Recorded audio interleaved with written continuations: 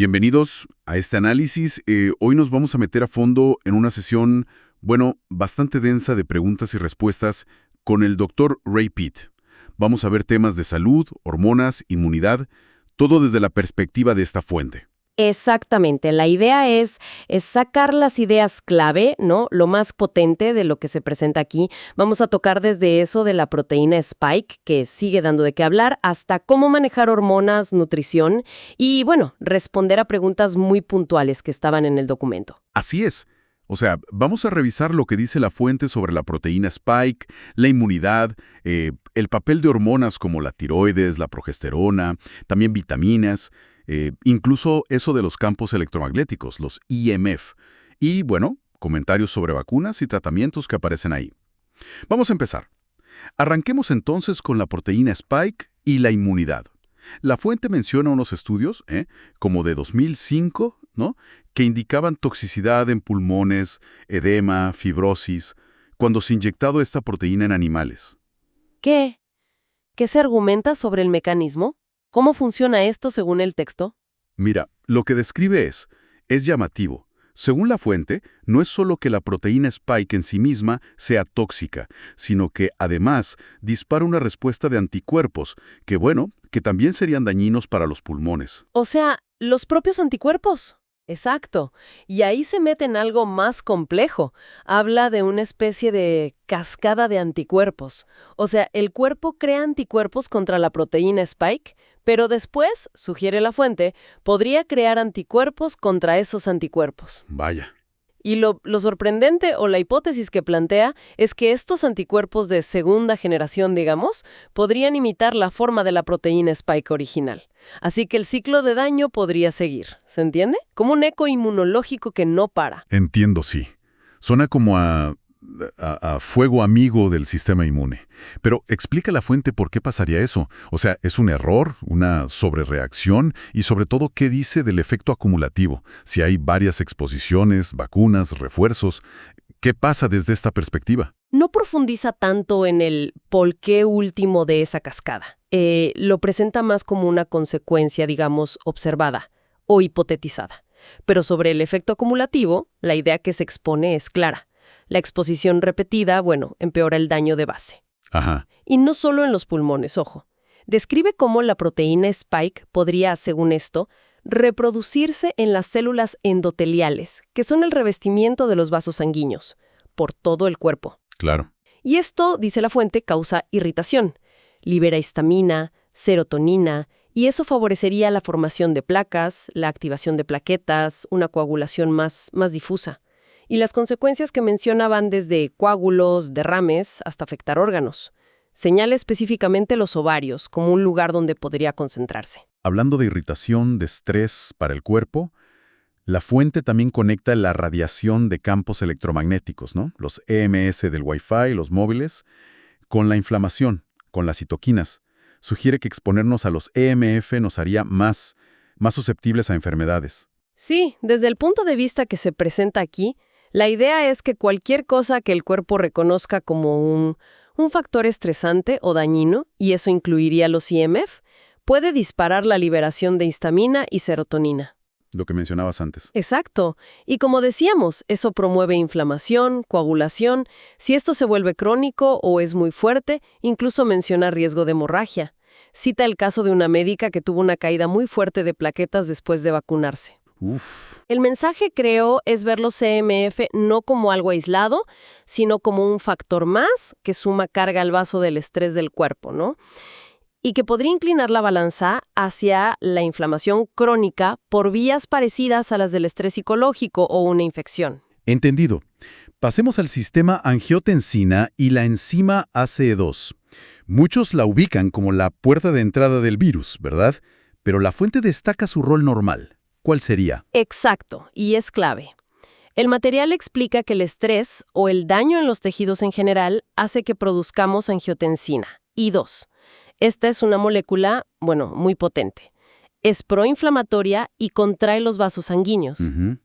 Y aquí entra la ACE2, la enzima convertidora de angiotensina 2. Su función principal, en condiciones normales, es desactivar esa angiotensina 2. Es como un freno natural importantísimo que tiene el cuerpo contra la inflamación excesiva y la hipertensión. Entonces, si la ACE2 es ese freno antiinflamatorio, ¿qué implica, según esta fuente, que el virus se le una? Bueno, la afirmación es contundente ahí. Dice que al unirse a la ACE2, el virus la bloquea, la desactiva, y al hacerlo elimina esa defensa primaria contra la inflamación que genera la propia angiotensina 2. Claro, deja vía libre a la inflamación. Exacto. Y es interesante que, según se indica, ya antes de la pandemia existían patentes para usar ACE2 hecha en laboratorio como posible tratamiento para varias condiciones inflamatorias, hipertensión pulmonar, fibrosis, incluso cáncer, reconociendo justamente ese papel central de la ACE2 en controlar la inflamación. Hablemos ahora de los tratamientos para COVID-19 que menciona la fuente.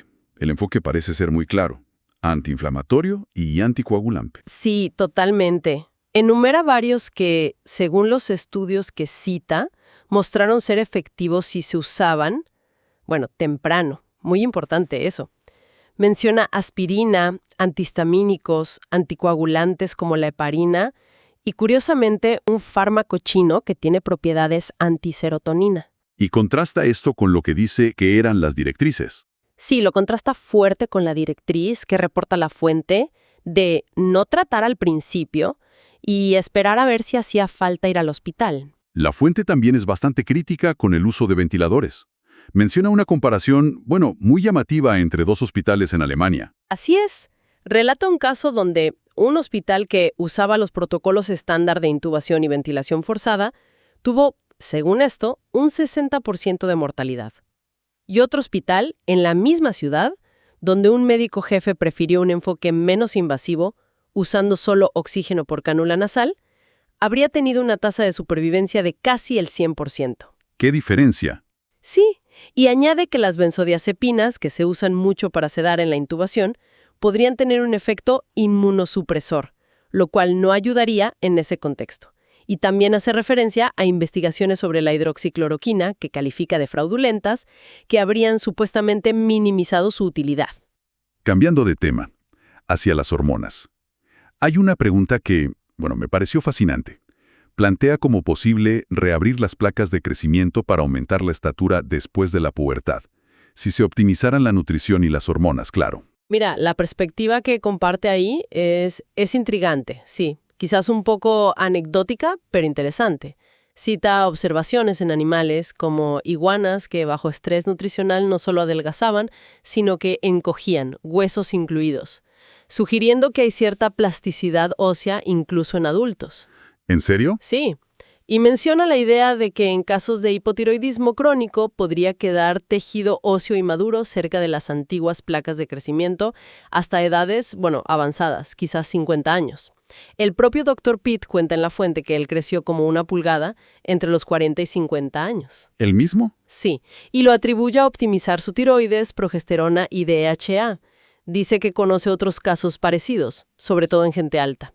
Es una idea, sobre la plasticidad de los tejidos influenciada por hormonas que deja ahí sobre la mesa. Muy curioso, la verdad. Siguiendo con la tiroides, hablemos de la T3 reversa, la RT3. ¿Qué es exactamente? ¿Por qué debería importarnos? ¿Y puede un exceso de T3 convertirse en RT3? Esa es una pregunta clave, sí. Y la fuente aclara algo importante. La T3, que es la hormona activa, la que usan las células, no se convierte en RT3. A ver si me explico. La T4 es como la de almacén, y el cuerpo la convierte en T3 activa cuando la necesita. Ok. La RT3 es otra cosa que se forma a partir de la T4. Es una forma inactiva, como una llave que se parece a la T3, pero no abre la cerradura de la célula. Entiendo. ¿Y cuándo se produce más RT3? Según la fuente, se produce más RT3 cuando hay mucho T4, pero no se convierte bien a T3. También cuando hay niveles altos de estrógeno, que parece que bloquea esa conversión T4 a T3 en el hígado, o bajo estrés crónico, con cortisol alto. Ajá. Lo ilustra con un caso fuerte. Una paciente que entró en coma mixedematoso, o sea, hipotiroidismo gravísimo, por tomar dosis altísimas de T4 sola. Se recuperó rápido cuando le dieron T3 pura. Vaya. Entonces, si la T3 es tan importante y la RT3 puede ser un problema, ¿cómo recomienda la fuente dosificar la T3 si alguien la toma como suplemento? Porque advierte contra dosis grandes de golpe, ¿verdad? Correcto, mucho cuidado con eso. La advertencia es clara. Tomar una dosis grande de T3 de una vez y sobre todo con el estómago vacío puede ser contraproducente, ¿Por qué? porque el cuerpo podría interpretarlo como un exceso, como algo tóxico. Y eso haría que el hígado acelere las enzimas que la desactivan y la eliminan. El resultado, paradójicamente, podría sentirse peor, más hipotiroideo unas horas después. Ah, mira. La estrategia que sugiere es imitar un suministro más natural, fraccionar la dosis, tomar cantidades muy pequeñas. Dice literalmente mordiscos de una pastilla si hace falta, repartidas durante el día, y preferiblemente con algo de comida, para que la absorción sea más lenta. ¿Algún ejemplo de dosis? Menciona ejemplos como 8 o 10 microgramos por comida, quizás 5 o 10 al acostarse. Pero siempre enfatiza que hay que ajustar individualmente, guiarse por cómo responde el cuerpo. El pulso, la temperatura basal, esas son las guías. Presentemos un caso concreto que aparece en la fuente para ver cómo se aplica esto. Una chica de 17 años. Aumento de peso, edema, hinchazón, sobre todo en el lado izquierdo, prolapso de válvula mitral, y estaba tomando una combinación de T4 y T3. ¿Qué recomendaciones se dan? Bueno, se resumen varias sugerencias clave para este caso. Primero, asegurar niveles óptimos de hormona tiroidea, pero poniendo mucho énfasis en la T3. Y también mencionan la progesterona como crucial y señala que no parecía estar en el protocolo de esta chica. Segundo, optimizar el metabolismo oxidativo, o sea, la producción de energía en las células. Tercero, prestar atención al metabolismo del sodio y el calcio. Aquí recalca la importancia de un buen aporte de calcio para mantener baja la hormona paratiroidea, la PTH. ¿Por qué es importante bajar la PTH? O sea, con la producción de energía. Por eso sugiere consumir suficiente calcio. Da el ejemplo de 2 litros de leche baja en grasa al día. Y vitamina D, unos 4.000–5.000 UI diarias. Y claro, ajustar la dosis de tiroides siempre mirando el pulso y la temperatura. Ah, y ya que mencionaste la progesterona, hay un detalle interesante sobre cómo suplementarla, que añade la fuente. Sugiere interrumpir la toma más o menos una vez al mes por unos días. ¿Para qué? La lógica que presenta es evitar que el hígado se acostumbre, digamos, y aumente su capacidad para eliminarla muy rápido. Si no, podría perder efectividad a largo plazo. Es como una forma de intentar, imitar y reforzar el ciclo hormonal natural. Interesante ese matiz. Bueno, cubiertas estas hormonas clave, surgen preguntas sobre vitaminas. Un tema que siempre vuelve es la toxicidad de la vitamina A. ¿Qué dice la fuente sobre eso? Mira, la perspectiva que presenta ahí es bastante crítica con la narrativa habitual sobre la toxicidad de la vitamina A. La llama mitología de los años 30. Mitología. Sí. Comparte una experiencia personal del Dr. Pitt. Cuenta que él desarrolló sensibilidad a suplementos de vitamina A justo cuando la producción de muchos se mudó a China. Y eso le hizo sospechar de la calidad, de posibles contaminantes. Ajá. Además, cita estudios antiguos en animales. Dosis altas de vitamina A causaban problemas graves, como pollitos con cerebros expuestos. Pero esos problemas se corregían si se añadía vitamina E. No me digas. Sí. Y eso lleva a la hipótesis de que la toxicidad que se veía podría ser en realidad resultado de que la vitamina A se autooxida en el cuerpo. Y por lo tanto, sería una manifestación de falta de vitamina E, que es el antioxidante que la protege. O sea que el problema no sería la vitamina A en sí, sino la falta de E para protegerla. Exacto. La recomendación implícita es, si tomas dosis altas de A, asegúrate de tener suficiente E. ¡Qué giro! Muy interesante. ¿Y qué hay de tomar D3 y K2 líquidas juntas? ¿Interfieren una con la otra para absorberse? Según lo que expone la fuente, no. No hay una interferencia importante. Las dos son liposolubles, así que un poco de grasa en la comida o en el propio suplemento ayuda a que se absorban bien ambas. Bien. Otra pregunta que salta de la fuente. ¿Alguna sugerencia sobre cómo aumentar la inteligencia? Un tema ambicioso. Sí, ja. Bueno, las sugerencias van en línea con los temas centrales. Optimizar la función tiroidea es lo primero, porque regula la energía del cerebro. Y asegurar una ingesta óptima de vitaminas, destacando muchísimo la vitamina B1, la tiamina. La B1. Sí, cuenta una anécdota de unas galletas altas en proteína y B1 que prepararon para estudiantes en México. Y observaron una mejora, bueno, notable en su capacidad de aprender, de concentrarse. Uso también una analogía curiosa. Dice que para que el cerebro funcione bien, la dieta debería parecerse más a la de un gato, densa en nutrientes, proteína, que a la de un conejo, más volumen, menos densidad. Entendido. Pasemos a salud digestiva. En la fuente preguntan por soluciones para la enfermedad de Crohn. Propone un enfoque, bueno, multifacético. Primero, asegurar niveles adecuados de las hormonas protectoras, tiroides, progesterona y los glucocorticoides de las adrenales, como el cortisol, pero en equilibrio. ¿Ok? Segundo, seleccionar y preparar con mucho cuidado los alimentos para evitar reacciones alérgicas o irritantes. Da un ejemplo interesante. Una manzana cruda podría tolerarse bien, pero el puré de manzana, que está más procesado, quizá más concentrado en azúcares o pectinas liberadas, podría disparar una colitis grave en alguien susceptible. Qué sutil. Sí. Y tercero, muy importante, prestar atención a la función biliar, a la bilis. Profundizando en eso de la bilis, la fuente señala al estrógeno como un factor principal que puede hacer más lento el metabolismo del hígado y cambiar la composición de la bilis, haciéndola más propensa a formar cálculos, las piedras en la vesícula. Ah, mira, el estrógeno otra vez. Vitamina D. Menciona también la importancia de una dieta con suficiente fibra, como la zanahoria cruda rallada, un clásico en el material de Pitt, para ayudar a eliminar el estrógeno que se excreta por la bilis y así evitar que se reabsorba en el intestino. Y de nuevo recalca el papel de la tiroides y la progesterona para que la vesícula biliar se contraiga y se vacíe bien. Todo está conectado, ¿viste? Sí, llama la atención esa interconexión constante. Y hablando de hormonas, ¿qué efecto le atribuye la fuente a la T3 en la testosterona y el sistema androgénico masculino? ¿Ayuda? ¿Perjudica? Según la fuente, la T3 tiene un efecto bueno, pero indirecto. Ayuda a bajar la actividad de una enzima que se llama aromatasa. La aromatasa. Exacto. Esa enzima convierte la testosterona en estrógeno y su actividad sube con el estrés. Entonces, al bajar la aromatasa, la T3 permite que la testosterona que hay sea más efectiva, que se quede como testosterona. Menciona de pasada que la aspirina y hormonas como la pregnenolona o la progesterona también inhibirían la aromatasa, así que optimizar la tiroides podría ser una vía para mejorar el equilibrio androgénico desde esta óptica. Ahora, un tema que siempre genera, mucho debate. La perspectiva de la fuente sobre la vacuna COVID para niños y otras vacunas infantiles.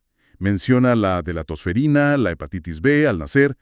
¿Qué se dice en este material? A ver, aquí la perspectiva que se presenta es marcadamente crítica. Muy crítica. Cuestiona tanto que se administren tan temprano algunas vacunas, como la de hepatitis B al nacer, como la cantidad total de antígenos vacunales. Menciona una cifra de 60 o 70 antígenos diferentes que reciben los niños en el calendario actual.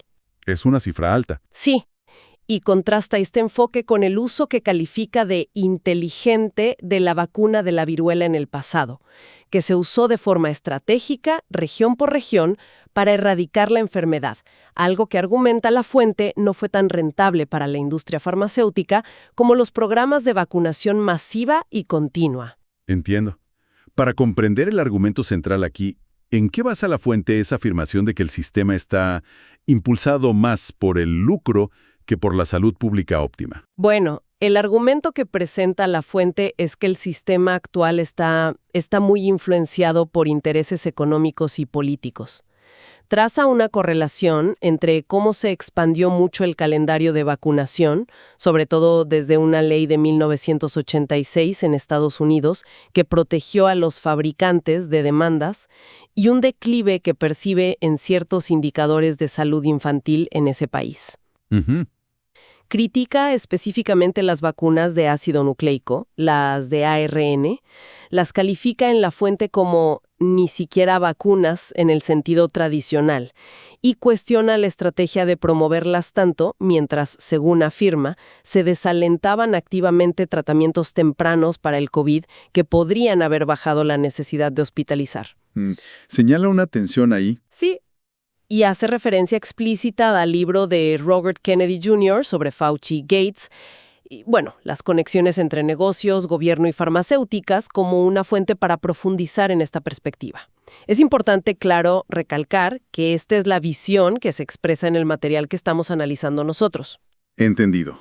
Queda clara la postura presentada en la fuente. Para terminar, 2 sustancias más que se mencionan muy brevemente. ¿Qué se dice sobre usar HCG, la gonadotropina coriónica humana? La fuente lo desaconseja. Bastante directo. Dice que por motivos de seguridad, aunque no entra en detalles en esta parte. Ok, directo al punto. Y sobre la pregnenolona. Alguien preguntó si podía causar síntomas como de dominancia estrogénica. La hipótesis que comparte el Dr. Pitt en la fuente es que si eso pasa, podría ser por contaminación en algunos productos comerciales de pregnenolona. Algo que, según él, se ha reportado más en los últimos 7 u 8 años. ¿Contaminación? Sí, y contrasta esto con su propia experiencia. Él cuenta que consumió grandes cantidades de pregnenolona que consideraba pura y que siempre experimentó efectos antiestrogénicos. Sugiere que la molécula pura no debería causar esos síntomas. Hemos cubierto un espectro, realmente amplio. Desde bioquímica de la inmunidad, hormonas, hasta consejos prácticos de nutrición, suplementos, todo extraído de las respuestas en esta fuente. Resuenan temas clave, ¿no? La proteína Spike, la función tiroidea como eje central, manejar el estrés, la inflamación. Exacto. Y si tuviera que ofrecer una reflexión final basada en todo esto, sería destacar esa profunda interconexión que se ve todo el tiempo. A través de las distintas preguntas y respuestas, se dibuja un panorama donde factores que podrían parecer separados, como el estrés crónico, incluyendo los CMFs, la nutrición, calcio, vitaminas específicas, la función tiroidea, ese equilibrio T3, T4, RT3, y el balance hormonal, estrógeno versus progesterona, no actúan solos. Claro. Según la perspectiva de la fuente, estos elementos se entrelazan de forma muy compleja. Influyen en una cantidad enorme de procesos, desde la respuesta inmune, la coagulación, hasta el crecimiento óseo, la energía celular, incluso la función cognitiva y el ánimo. La visión que presenta es muy holística. Sugiere que si abordas un desequilibrio en un área, puedes tener efectos en cascada en muchas otras. Una visión sin duda integradora, sí. Bueno, muchísimas gracias por acompañarnos en este análisis detallado. Hasta la próxima exploración.